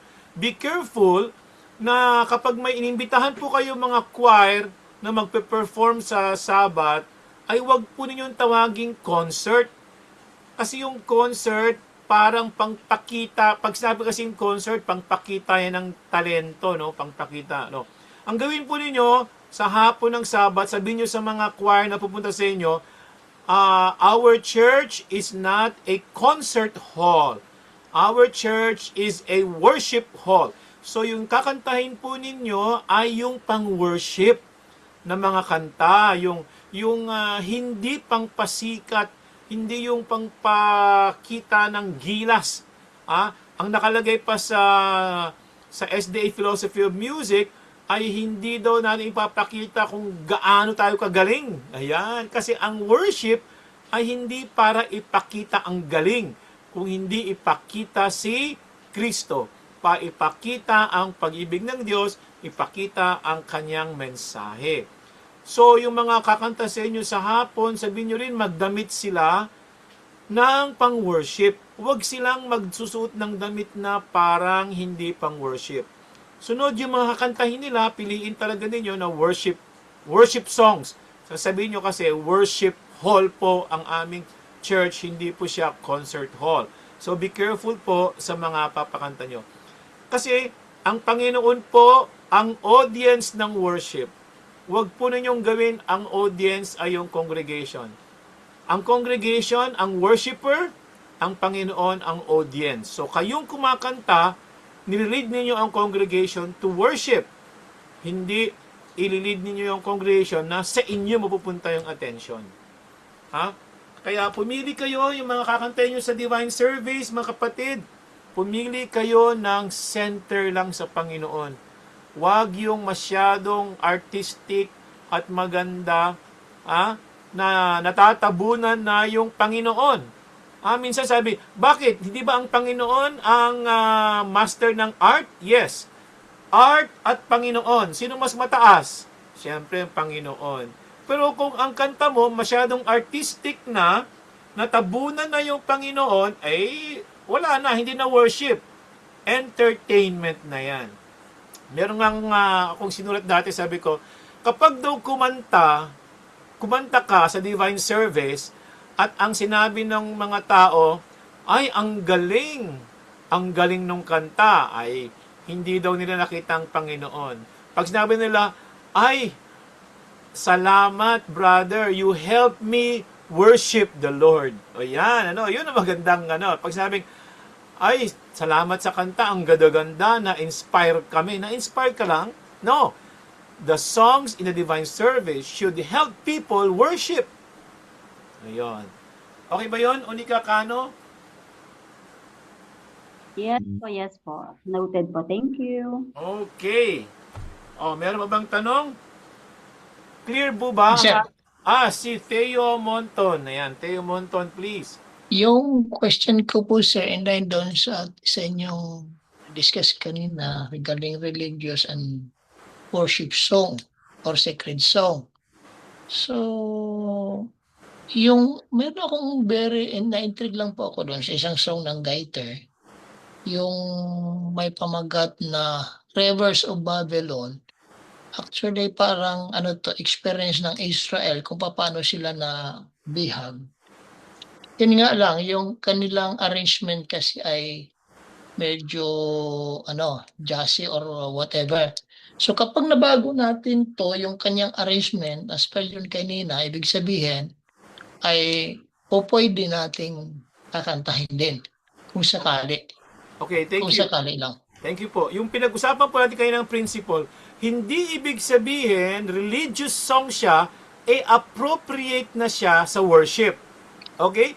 So, ibig sabihin, check nyo pa rin kung appropriate ba siya sa worship. Ibig sabihin, kapag kinanta ba natin tong Rivers of Babylon, ano ang mensaheng binibigay natin? Nabibigay ba natin ang mensahe ng Panginoon o nagbibigay lang tayo ng isang elemento ng story lang sa Bible na hindi naman na sentro sa Panginoon? Walang sinabi tungkol sa Panginoon. So when you sing songs na nag-story lang kayo, wala namang sinabi tungkol sa Panginoon, di hindi siya pwede sa worship. Ano po? Di po ba? Yeah. So, parang meron din kasi yung parang sense ng pagliligtas ng Panginoon. So yun nga lang ay yung arrangement nga talaga ang doon, critical. Medyo hindi talaga ganun okay. para So, sa akin. okay, so I will look into that. Pwedeng pakisend po yan later, no? Ngayon, pag in-arrange nyo siya, aalisin nyo yung mga parang jazzy, whatever. Pag kinanta nyo niya siya, na-associate pa ba siya dun sa popularity na hindi naman siya?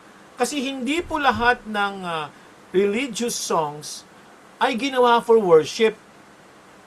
Handaan po natin yan, no?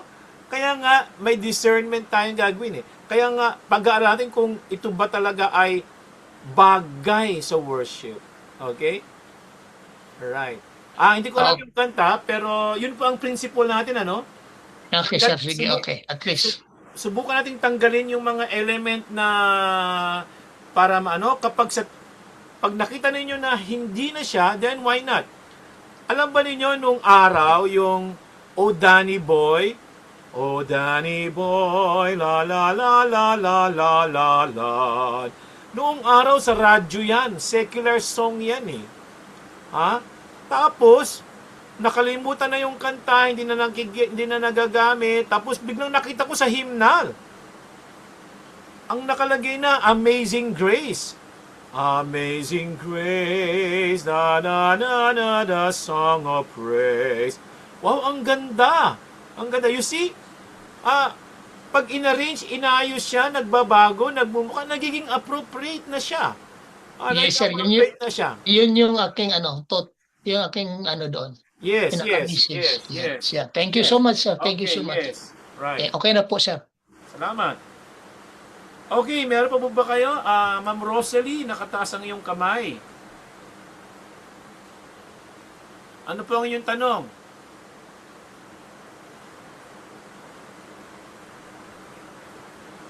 Unmute po, unmute.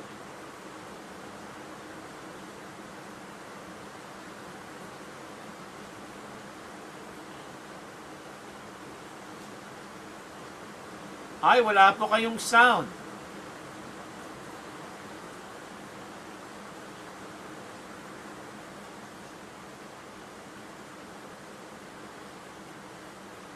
Walang sound. Ano nangyari? Malakas ba ang ulan dyan?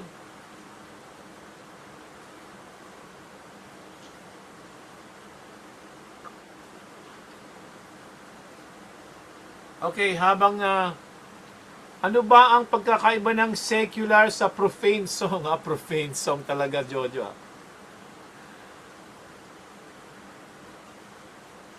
Ano bang sabi ng dictionary sa profane?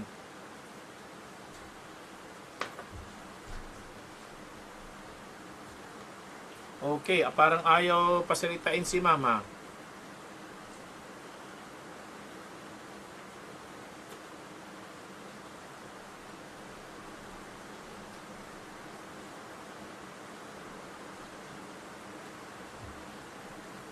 Okay, ma'am, wala ka pa ring sound.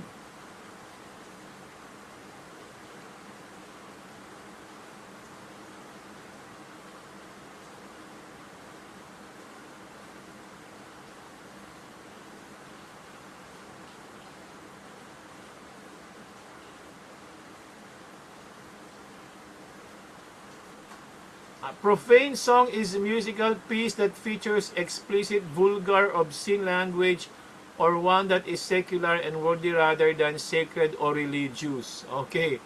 Yung profane, yung may mga words na vulgar, yung mga inappropriate for worship, ano, or sa, kaya mga, parang mga profane language yung ginagamit mo, no? Yung, yun, Jojo, nakita mo yung meaning na ginawa ni Sir Teo. Ano ba ang pagkakaiba ng secular sa profane? Ang secular is talking about life na it's not about God. No, pag sabing secular, anything na hindi nakasentro sa Panginoon. Tungkol sa buhay mo, tungkol sa bahay kubo, hindi naman tungkol sa Panginoon yan. These are secular. Religious or sacred, ang mga theme niyan, Panginoon, experience sa Panginoon. No, yun ang mga theme nun. So pag profane naman, ito ay mga kanta na may mga language na hindi maganda. Hindi ka aya-aya, ano? Hindi ka aya-aya na mga language. Mga cursing, mga swearing, mga offensive words. Oh, yung katulad ng mga sinaksak mo ng kutsilyo, pinukpok mo ng martilyo, ano ba 'yon? Ano? 'Di ba may kantang ganon? 'Di ba may Michael B. oh, 'di ba? Mga ganon yung humanap ka ng pangit. Ngayon, ayun nako. Mostly rap song example of profane songs. Ayun. 'Di ba? Yun yung mga ganon. Okay, very good. So, medyo alam nyo na ba yan, sinaktan mo ang puso ko. Yun nga pala yun, sinaksak mo ng kutsilyo. Alright. Medyo clear na po ba? Paano tayo mag-discern, no? Pumili ng mga kanta. So, generally, yung mga available songs na galing sa kung saan-saan, kung sa church ninyo ay mayroong pagtatalo-talo na parang dapat ganito, tapos tama naman ang isip ninyo, ay sabi nga ng Bible, huwag tayo maging stumbling block din, kahit na tama tayo, medyo hold muna hanggang sa ma-educate natin yung mga tao how to, pero gusto po ninyo na talagang magkaroon kayo ng peace of mind. Sa church ninyo, gumawa kayo ng church music guidelines. Ayan. Kung anong mga kanta, klaseng mga kanta, i-describe nyo doon, para may guidance po ang church. Kaya naman nagkakagulo ang church natin, wala tayong guidance. Kunyari, Ven, dyan sa inyo, sa church nyo, sa Damam, no? Di gumawa kayo ng song, kunyari, mga singers, kung kakanta tayo, ay may emotion, pero above it, the spiritual. Ayan, ganon. May action pero normal. Hindi yung parang action ng theatrical. Ayan. May mga ganun ba? Para pag nabasa nung mga musicians, ay, pwede pala ako. Oh. Kung pipikit, huwag masyadong matagal yung pikit. Oh, pipikit lang dahil talagang na-feel yung song. Pero yung parang pumipikit para nag-e-emote na, ay hindi na parang maganda yun sa worship kasi worship is giving message. Worship, may eye contact. Bakit wala kang eye contact? Laging, parang ikaw na lang yung naka-center doon. Delikado yun. So, we'll talk about it, performance later, no? How to perform. Yung mga singers. Okay. Ma'am Rosalie, wala ka namang sound. Hindi ka nakapag-question. May tanong pa po ba tayo? May natutunan po ba kayo sa gabing ito? Marami, sir, marami. Po. How about po sa heritage singers po? Minsan Yes nakakita, po. may drum, pero accompaniment pwede payagan po, sir. Okay. Okay. Hindi po natin ini-evaluate yung heritage, hindi natin ini-evaluate yung mga kung sino-sino. Ang ini-evaluate po natin ay ito bang music na ito ay appropriate sa worship natin. Ngayon, para hindi kayo magulo, sa inyong church, i-identify nyo, ano ba ang klaseng music ang maganda sa church natin according to the philosophy ng Bible at saka ng Spirit of Prophecy. Yun po. At gumawa kayo ng guidelines, di ba? Nakita na ba ninyo yung mga sample na guidelines na pinadala ko? Mga kapatid, nakita nyo na sa Google Drive? Baka hindi nyo pa nakikita. You can study those. Nandun yung guidelines ng MAMSI, guidelines ng Pasay English, andun yung guidelines ng Bacolod Church. No? Basahin niyo at gumawa kayo ng sarili niyo sa church niyo. Kasi church niyo yan. Walang iba. Huwag niyong pakialaman yung ibang church. Kung doon sa kabilang church, ganun sila, bahala sila. Kasi church nila yan, bahay nila yan. Sila ang in church dyan. Pero kayo ang in charge sa church nyo. Pag dumating ang Panginoon, di aalamin kayo mananagot doon sa church nyo. So, gumawa kayo ng guidelines sa church nyo mismo para yung mga kabataan nyo, yung mga taong mga bibisita, alam nila na meron kayong philosophy of music na pinapalakad sa inyong church. Okay, magna-9 o'clock. Parang ito pinakamahaba nating session na. Ma'am Rosalie, may sound ka na? To give you another chance. Ay, wala pa rin. Ano nangyari sa microphone mo? Isulat mo na lang, ma'am. Pwedeng i-chat mo na lang. Kasi wala kang sound. Ikaw na yung last na magke-question. Wala. Okay. May tanong pa po ba? Wala na? Or ano ba ang topic natin, Jojo, next meeting? Ano ang topic next meeting?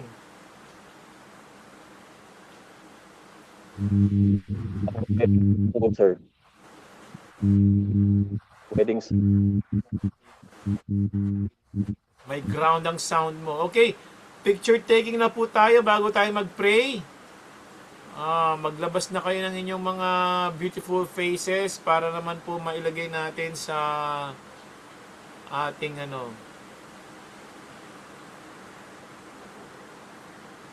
Okay, thank you for coming. Thank you for coming. I hope you are sharing also what you learned from here, no? Yung mga PowerPoint, you can make use of them. Kung may kailangan pa kayong iba na gusto nyong makatulong ako sa inyong churches, o mga materials, just let me know. Kung magsiseminar kayo, just let me know. Ang ministry po natin is to help your church be educated, para kasi hindi ko naman mapupuntahan lahat ng churches, so kayo na po ang pupunta sa inyong sariling church. Ano po? Wag nyo lang sasabihin, sabi ni Sir Dante. Wag po ha. Sabi ng Bible, sabi ng Spirit of Prophecy, sabi ng General Conference, sabi ng fundamental beliefs. Yun po ang kakailangan nating sagot. Okay? Smile. Smile na po tayo. Smile. Smile. May dalawa po tayong plates, no? Sandali lang, may isa pa. Okay.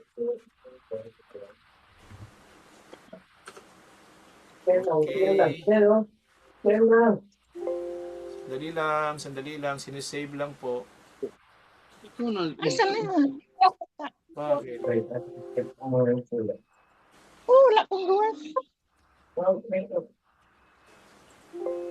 Bakit does not exist? Does not exist?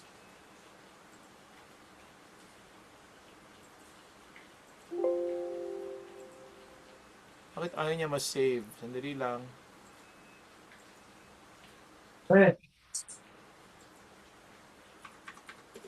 Yun. Next plate po, baka kayo kasama sa next. Ready, prepare, smile.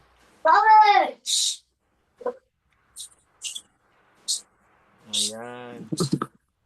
Ang topic po next week ay music for the weddings ba?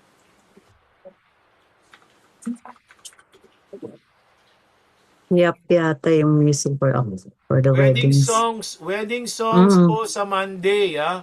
Pwede bang kantahin yung mga love songs, yung mga sinasamba kita sa church, sa wedding, ano?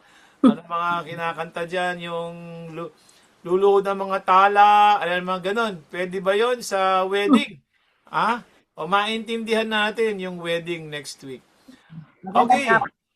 O, pagpipray naman natin ngayon, kanina,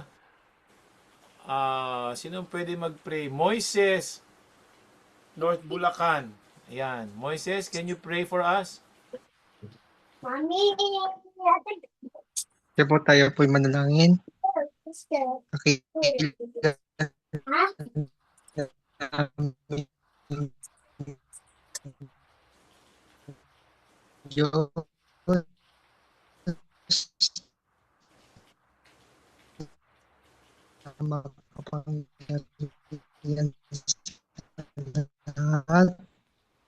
Maraming salamat po sa pagpalas.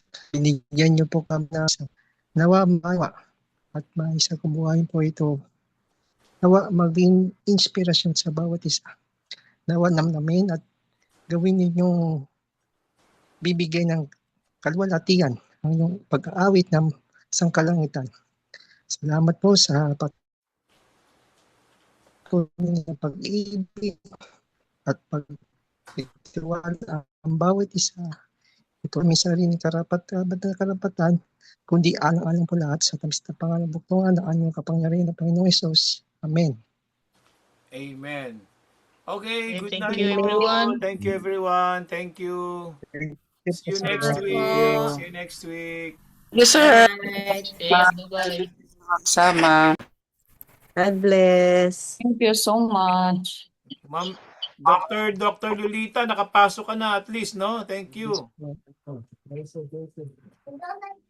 Hindi makapasok-pasok sila kanina eh. Okay. Alright. Thank you very much, everyone. Anong lamig? Asay palong dire. Thank you po.